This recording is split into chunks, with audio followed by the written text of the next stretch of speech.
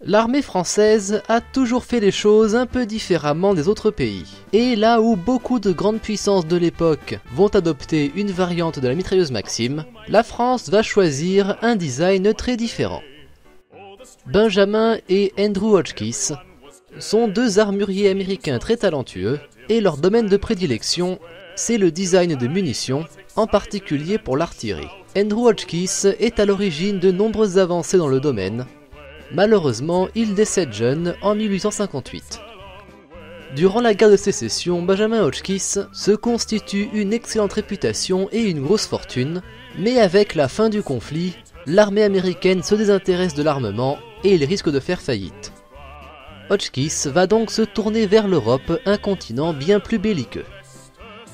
En 1867, il obtient un brevet pour une conversion en cartouche métallique pour les fusils à aiguille chasse-peau. À ce moment-là, il s'installe en France, à Viviers dans l'Aveyron.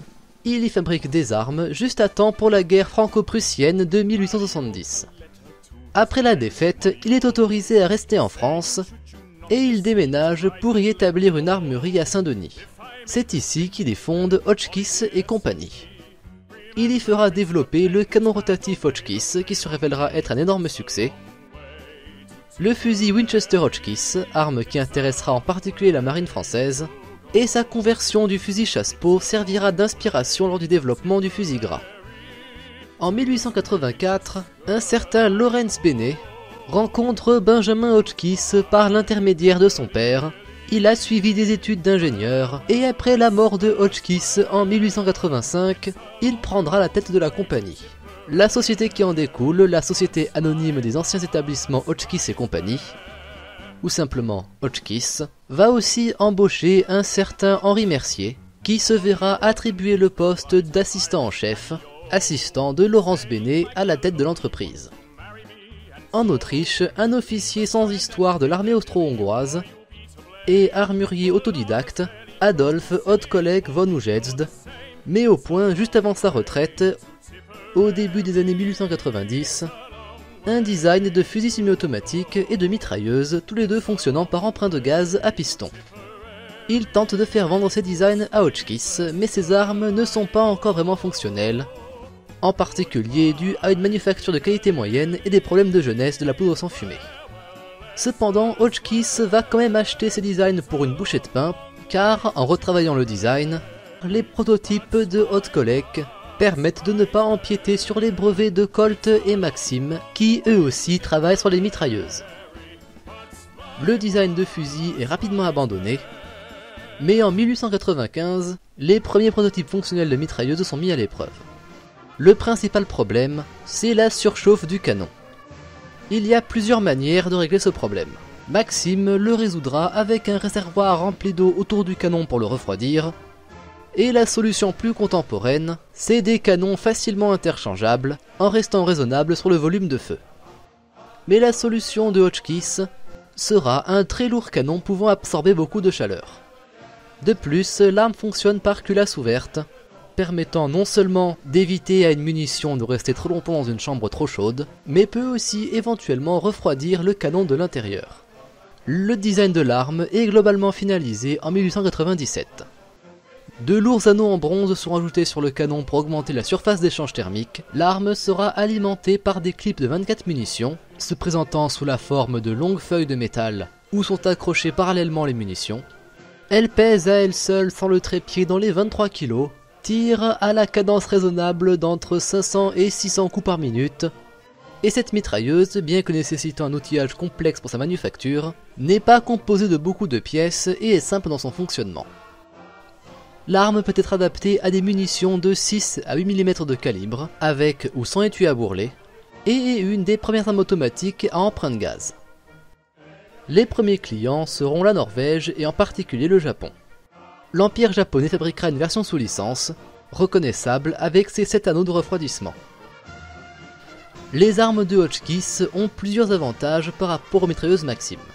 Elles sont plus simples dans leur fonctionnement et entretien, sont souvent un peu plus légères, sont plus compactes et moins voyantes sur un champ de bataille, généralement moins chères. Leurs clips en métal sont plus résistants à l'humidité que les bandes en tissu, mais surtout ne demandent pas d'eau pour leur refroidissement.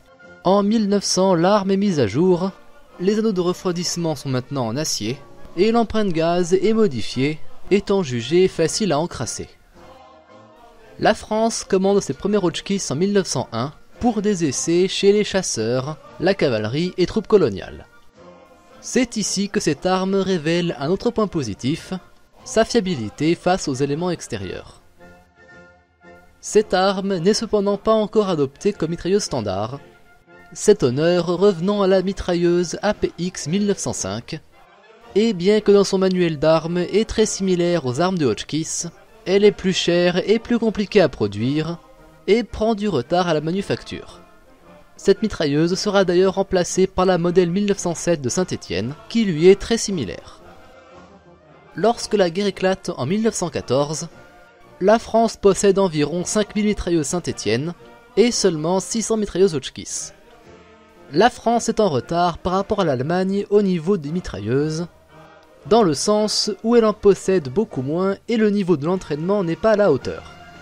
Pour pallier donc au manque de mitrailleuses, l'armée française va donc jeter un second coup d'œil à la mitrailleuse de chez Hotchkiss et finalement l'adopte en 1914 en supplément à la mitrailleuse Saint-Étienne.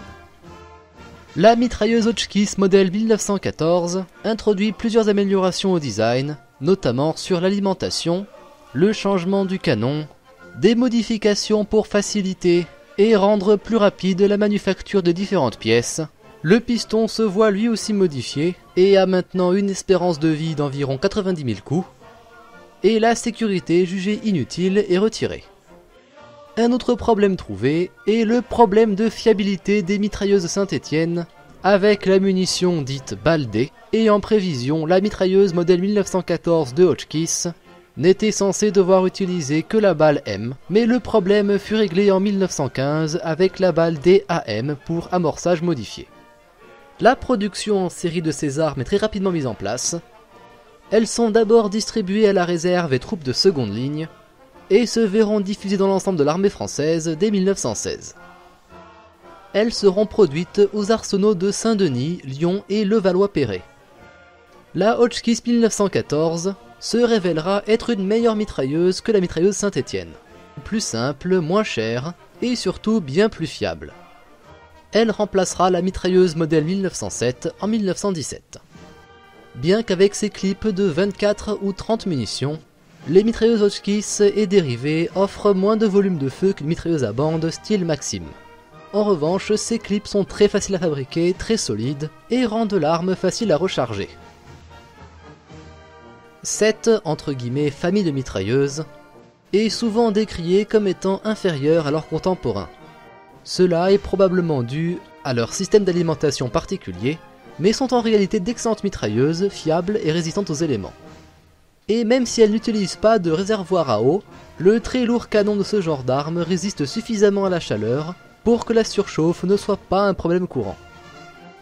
L'infanterie française ne sera pas la seule à recevoir ces armes. Les meilleurs exemples sont les troupes britanniques sous commandement français, et en particulier le corps expéditionnaire américain, qui manquait cruellement d'armement en tout genre. L'armée américaine en achètera environ 5000 exemplaires. Ces mitrailleuses seront aussi montées sur les premiers véhicules blindés, en particulier les FT-17, et dans ce cas-là utilisent une bande articulée de 250 munitions.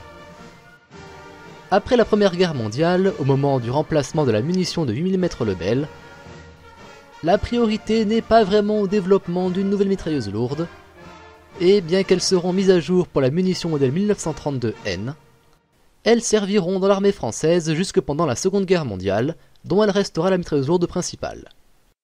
Les exemplaires capturés seront évidemment réutilisés par l'occupant allemand sous le nom SMG 257F.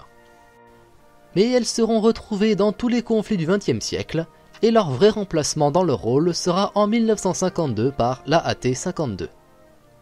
Adolf Hochkolek continuera à fabriquer des prototypes d'armes qui ne verront aucun succès, et durant la Première Guerre mondiale, il sera rappelé au service dans la cavalerie de réserve. Quant à la société Hotchkiss, elle se lance dans la construction de pièces automobiles au début du XXe siècle, mais continuera à produire des armes, des véhicules blindés et des voitures, jusqu'en 1954 où Hotchkiss fusionnera avec Brandt. La mitrailleuse Hotchkiss modèle 1914, une des premières armes à utiliser l'empreinte gaz de manière fiable, sera produite à environ 65 000 exemplaires et est une excellente arme pour sa période et catégorie, bien que ce ne sera pas une arme qui vieillira très bien pour des conflits plus modernes. C'est ce qui conclut cet épisode sur la Hotchkiss 1914. Je vous invite à rejoindre mon serveur Discord dans la description, et on se retrouve pour un prochain épisode.